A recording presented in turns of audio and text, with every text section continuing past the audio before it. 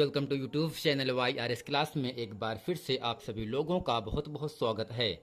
जैसा कि दोस्तों क्लास 10 विषय सब्जेक्ट मैथ आपका है। इसमें दोस्तों प्रश्नावली 1C में प्रश्न नंबर 1 इसके पहले के वीडियो में मैंने आप लोगों को अच्छे तरीके से पढ़ा दिया था। अगर आप वो वीडियो नहीं देखे हैं तो डिस्क्रिप्शन में नीचे लिंक दिया है, वहां जाकर आप इस वीडियो को देख सकते हैं।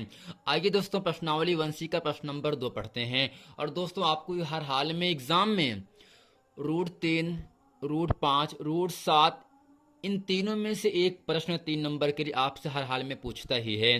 तो इसलिए दोस्तों एग्जाम के दृष्टि से प्रश्न नंबर 2 बहुत ही महत्वपूर्ण प्रश्न होने वाला है। अब दोस्तों प्रश्न नंबर 2 कह रहा है, सिद्ध कीजिए कि √5 एक अपरिमेय संख्या है। तो दोस्तों जैसा कि इसके पहले के वीडियो में मैंने आप लोगों को पढ़ाया था, अपरिमेय संख्या सिद्ध करने के लिए उसे दोस्तों क्या मानना पड़ता है, एक परिमेय संख्या। और दोस्तों जो परिमेय संख्याएं होती हैं वो P अपान Q के फॉर्म में लिखा जाता है, जहां P और Q पूर्णांक है और दोस्तों Q का मान 1 से बड़ा होना चाहिए। अब दोस्तों यहां से लिखेंगे माना, क्या दोस्तों लिखेंगे, माना √5 एक परिमेय संख्या है। माना √5 दोस्तों क्या है, एक परिमेय संख्या है, एक परिमेय संख्या है। अब दोस्तों आपको क्या समझना यहाँ से है, चूंकि जो दोस्तों जो आपकी परिमेय संख्या होता है उसे दोस्तों हम P अपान Q के फॉर्म में लिखते हैं ना। अब दोस्तों यहाँ से लिखेंगे P कामा Q पूर्णांक है, तो लिखेंगे P कामा Q पूर्णांक है, P कामा Q दोस्तों क्या है, पूर्णांक है, तथा Q का दोस्तों मान 1 से बड़ा होना चाहिए, तथा Q में कोई उभयनिष्ठ गुणनखंड नहीं है, तथा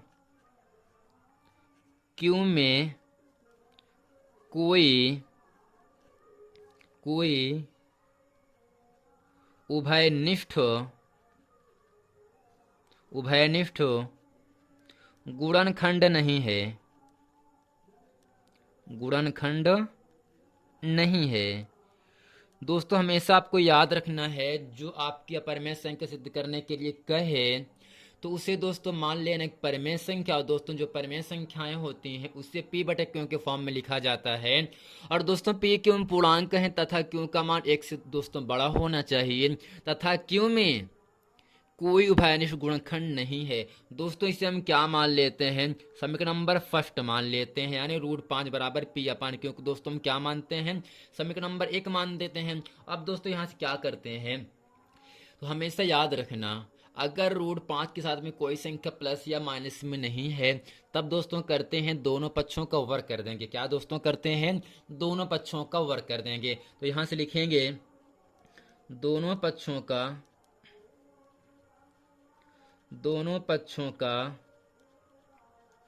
वर्ग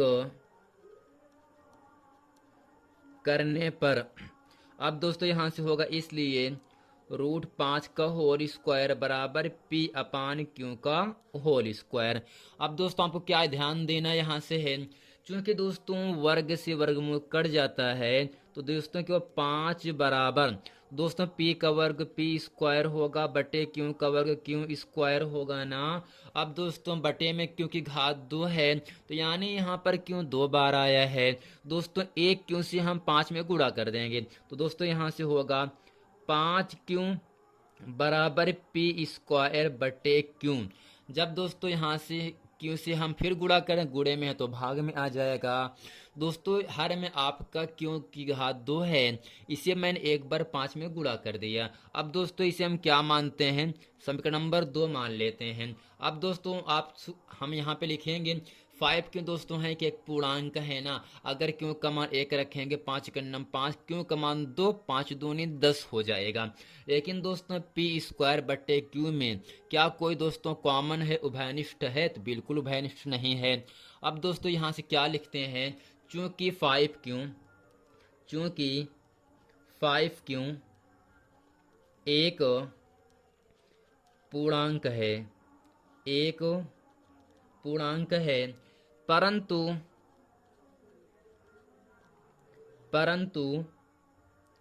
पी स्क्वायर बटे क्यू में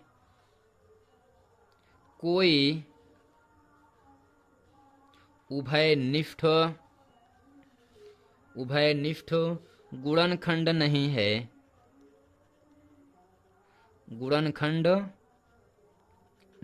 है, क्योंकि दोस्तों यहाँ पर है क्या 5 क्यू एक पूर्णांक है, परंतु पी स्क्वायर बटे क्यू में कोई उभयनिष्ठ गुणनखंड नहीं है। अतः दोस्तों यहाँ पे लिखेंगे अतः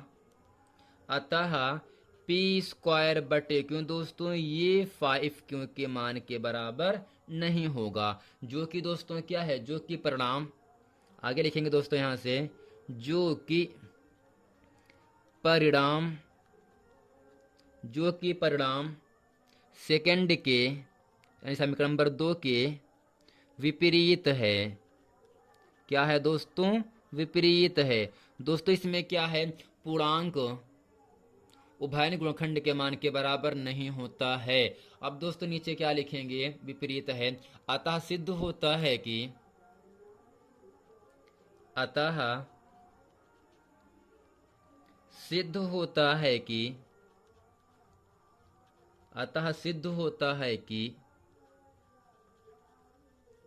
हमारी मानी गई कल्पना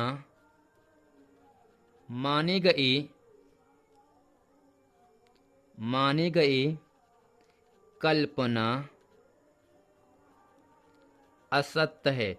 जैसा कि दोस्तों ऊपर मैंने क्या माना था, √5 को एक परिमेय संख्या, लेकिन दोस्तों यहाँ से क्या निकल गया, समीकरण नंबर 2 से निष्कर्ष क्या निकल गया, पूर्णांक उभयनिष्ठ गुणनखंड के मान के बराबर नहीं होता है। तो अतः सिद्ध होता है कि हमारी मानी गई कल्पना असत्य है। क्या है दोस्तों, चाहे लिखें असत्य है, चाहे लिखें गलत है, चाहे लिखें विरोधाभास है। इसलिए √5 एक अपरिमेय संख्या है, क्योंकि दोस्तों √5 का तो वर्गमूल निकलता नहीं, जिसका जोड़ा बनेगा नहीं, और जिस संख्या को दोस्तों वर्गमूल ना निकले, जिस संख्या का जोड़ा ना बने, वो संख्याएं दोस्तों क्या होती हैं, अपरिमेय संख्याएं होती हैं। तो फ्रेंड उम्मीद करते हैं ये पूरा प्रश्न वीडियो आप लोगों को बहुत अच्छे तरीके से समझ में आ गया होगा। अब अच्छा दोस्तों इसको एक बार अच्छे तरीके से हम आपको रिपीट कर देते हैं, यानी दोहरा देते हैं, क्योंकि दोस्तों इस पूरे क्वेश्चन नंबर 2 में √5 एक अपरिमेय संख्या सिद्ध करने के लिए आपसे केवल कह रहा है, हमेशा अपरिमेय संख्या सिद्ध करने के लिए दोस्तों से मानना पड़ता है परिमेय संख्या, अर्थात दोस्तों यहाँ से होगा √5 बराबर p/q। p का मान क्यों पूर्णांक है दोस्तों, p और q क्या है, पूर्णांक है, तथा q का मान 1 से बड़ा होना चाहिए, तथा q में कोई उभयनिष्ठ गुणनखंड नहीं है, अर्थात दोस्तों √5 बराबर p/q को हम समीकरण नंबर 1 मान लेते हैं। और दोस्तों इसका हम क्या करते हैं, दोनों पक्षों का वर्ग करते हैं। क्यों करते हैं, क्योंकि इस रूट को हटाने के लिए दोनों पक्षों का वर्ग करने पर दोस्तों यहाँ से होगा √5 का होल स्क्वायर बराबर p/q का होल स्क्वायर। अब दोस्तों वर्ग से वर्गमूल कट जाता है, केवल 5 बचेगा, p का वर्ग p स्क्वायर, q का वर्ग q स्क्वायर, q के बटे में दोस्तों q की घात 2 है, तो अर्थात दोस्तों इस q को हम लिख सकते हैं 2 बार, तो q गुणे q, और दोस्तों एक q से हम यहाँ से 5 में गुणा कर दिए। अब दोस्तों इसे हम क्या मान लेते हैं, समीकरण नंबर यहाँ से हम 2 मान लेते हैं। अब दोस्तों यहाँ पे नीचे क्या लिखते हैं, चूंकि 5q एक पूर्णांक है, चूंकि दोस्तों अगर q का मान 1 रखा जाए तो 5 का नम 5, अगर q का मान 2, 5 दूनी 10, अगर q का मान 3 रखेंगे 5 तिहाई दोस्तों 15 हो जाता है ना। तो 5q एक पूर्णांक है, परंतु p/q में कोई उभयनिष्ठ गुणनखंड नहीं है। अतः दोस्तों क्या होगा, p/q का मान 5q अर्थात 5q के मान के बराबर नहीं होगा, जो कि समीकरण नंबर 2 के क्या है दोस्तों, विपरीत यानी उल्टा है, गलत है। अतः दोस्तों नीचे लिखेंगे, सिद्ध होता है कि हमारी मानी गई कल्पना असत्य है या गलत है या विरोधाभास है, इसलिए सिद्ध होता है √5 क्या है दोस्तों, एक अपरिमेय संख्या है। अर्थात दोस्तों हमेशा आपको क्या याद रखना है, चाहे एग्जाम में √3 कहे, चाहे √2 कहे, चाहे √7 कहे, जहां जहां 5 वहां पर 2 होगा 2 कर देना, 3 होगा 3 कर देना, 7 होगा 7 कर देना। तो जितना हिंदी इसमें लिखा गया है उतना हिंदी हर हाल में आपको लिखना पड़ेगा। और दोस्तों हम ये आशा करते हैं कि ये पूरा प्रश्न वीडियो आप लोगों को बहुत अच्छे तरीके से समझ में आ गया होगा। मिलते हैं फ्रेंड नेक्स्ट वीडियो में, तब तक के लिए थैंक यू।